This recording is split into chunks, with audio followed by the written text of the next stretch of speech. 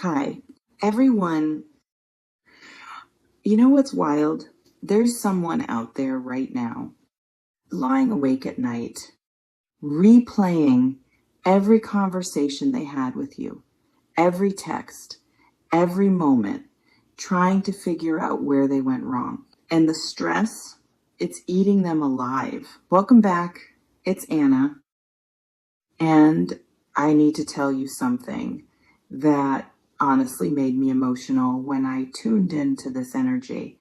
This person made me cry. Not because they're suffering in some cruel way, but because the intensity of what they're feeling about you, the way they want you, it's so raw, so desperate, so consuming. And they can't tell you. Let me set the scene for you.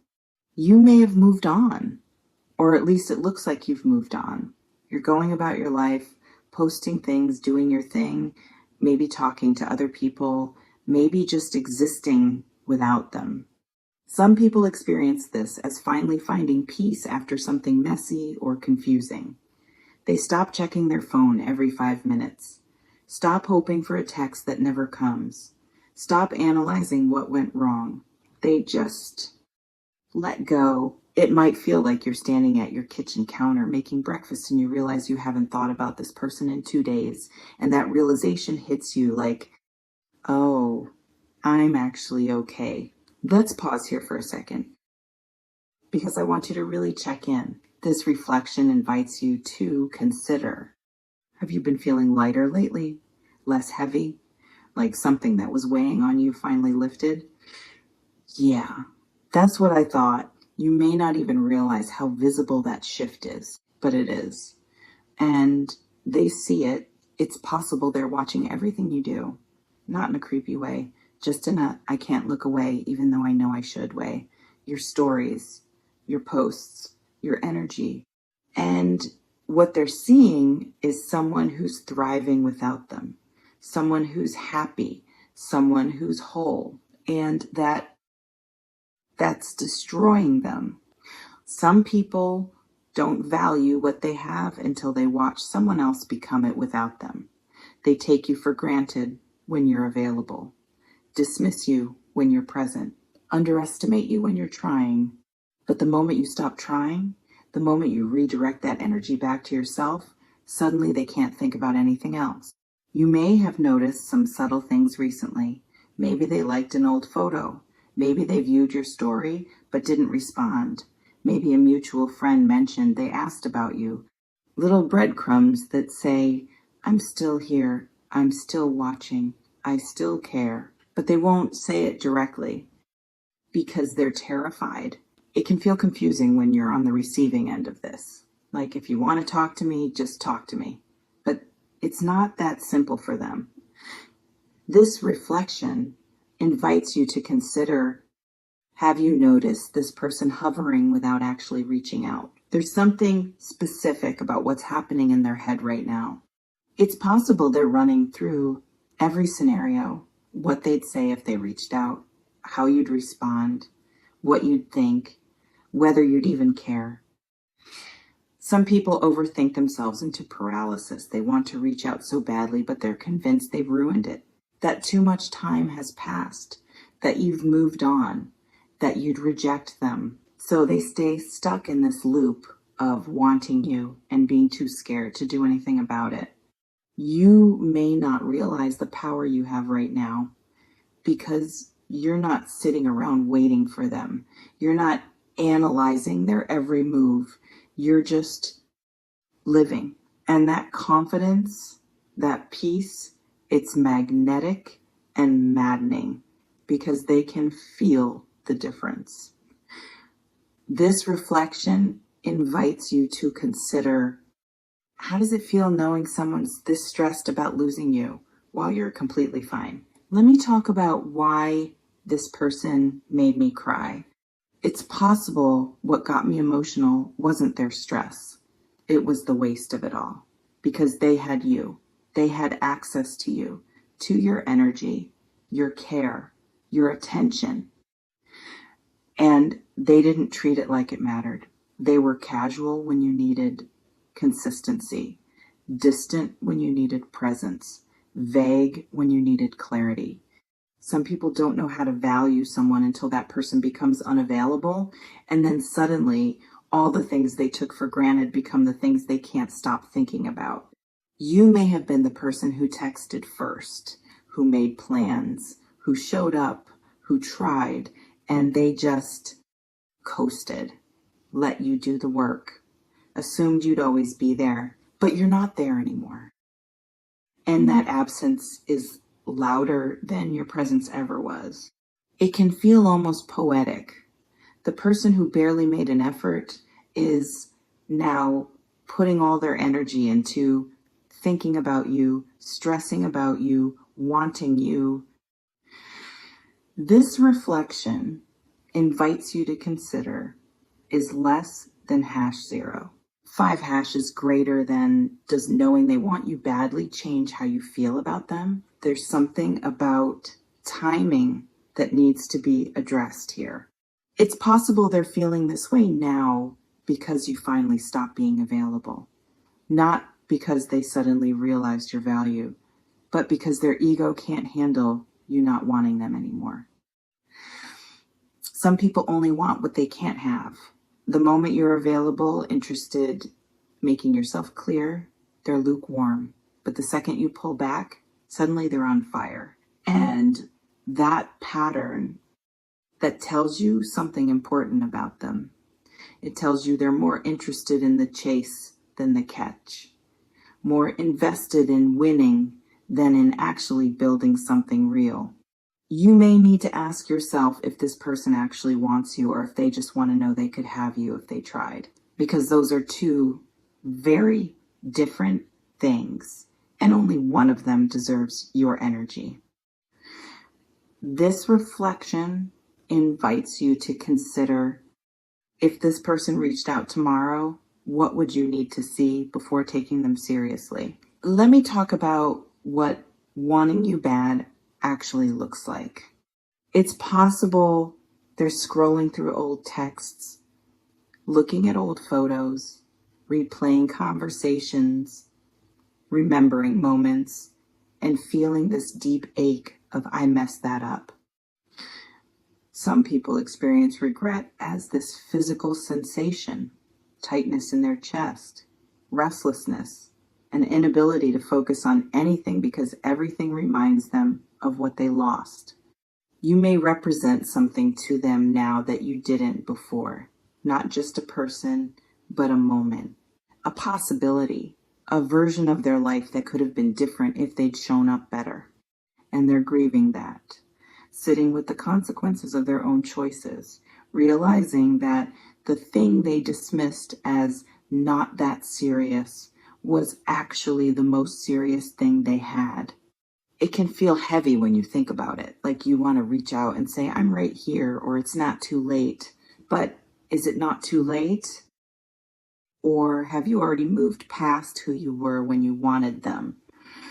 This reflection invites you to consider, are you still the person who wanted them back?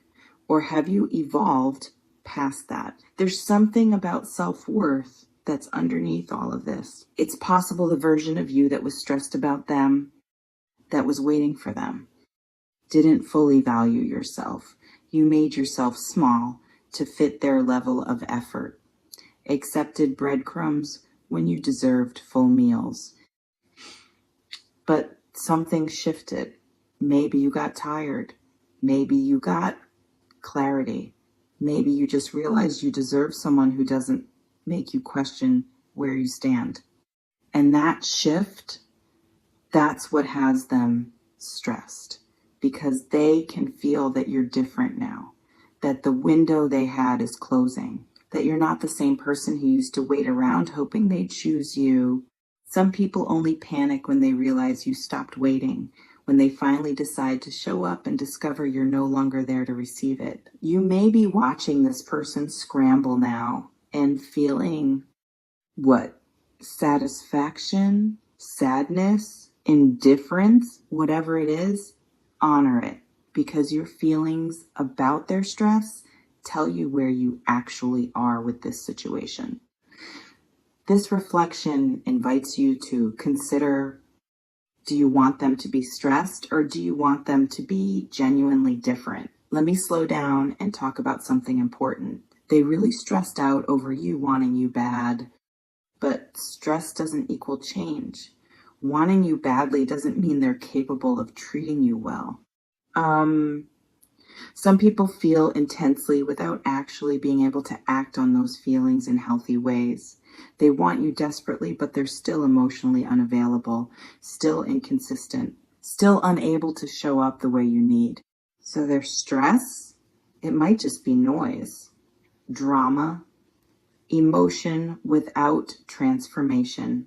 You may need to distinguish between someone who's stressed because they miss you and someone who's stressed because they're actually ready to be different. Because missing someone is easy. Changing your patterns, that's hard. It can feel tempting to give someone another chance just because they're finally feeling what you felt for so long. Like, see, now they get it. But getting it and doing something about it are two different things. This reflection invites you to consider, what would actual change look like from this person? Not just words or feelings, but behavior. There's something about your peace that matters more than their stress. It's possible you've worked really hard to get where you are right now, to not think about them constantly, to not check your phone hoping, to not feel anxious or uncertain or less than, and letting them back in without clear evidence of change. That could undo all that work, put you right back in. The anxiety, the confusion, the stress they're feeling now, but you already healed from. Some people need to protect what they've built, the peace, the clarity, the self-respect, because once you lose it again, it's twice as hard to get back. You may need to be selfish about your healing, guard it, not let anyone disturb it just because they're finally feeling what you used to feel, because your peace is more valuable than their validation. This reflection invites you to consider, is your peace worth more than this person's attention? Let me talk about what might happen next. It's possible they'll reach out. Finally, work up the courage. Send that text, make that call, try to explain, try to reconnect. And when they do, you'll have a choice. Engage or don't. Give them a chance or don't. Believe their words or wait for their actions. Some people already know what they do in that scenario. They've thought about it, decided, set boundaries in their mind. You may already know whether you're open to this person or whether that chapter is closed. And if you don't know yet, that's okay too. But what matters is that you make the decision from a place of strength, not from the part of you that's flattered they finally care. It can feel validating when someone who dismissed you suddenly wants you, like proof you were worth it all along, but you don't need their stress to prove your value. You already have value, whether they see it or not. This reflection invites you to consider, are you making space for this person or are you just leaving the door cracked out of habit? There's something I need to say directly. This person made me cry because I could feel how much they want you, how much they're regretting, how stressed they are. But I also cried because I don't know if they deserve you. Wanting someone badly after you've lost them doesn't erase how you treated them when you had them. Stress doesn't undo dismissiveness.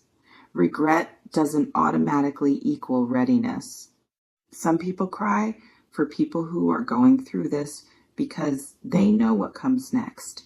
Either the person shows up different and it's beautiful, or they show up the same and it's devastating all over again. You remain in complete control of which version you experience. You can let them try, or you can keep the door closed. The power is yours. It always has been. You may notice reading this has stirred things up. Maybe it feels good knowing they're stressed. Maybe it feels sad. Maybe you're just tired of the whole situation. Whatever it is, trust it. Take what resonates, leave what doesn't. Trust your own read on whether this person deserves another chance. Before we close, I want to ask you something. If this person could feel everything you felt when they were being distant or inconsistent, do you think they'd understand why you moved on? Drop it in the comments if you want. And if they reached out with a genuine apology and proof of change, would you even want them back at this point? What would it take for you to trust them again? This person made me cry because they really stressed out over you wanting you bad. And that's a lot to carry for them and for you. But also, their stress is theirs to manage, not yours to fix, not yours to soothe, not yours to rescue them from. You're allowed to let them sit in the consequences of how they showed up.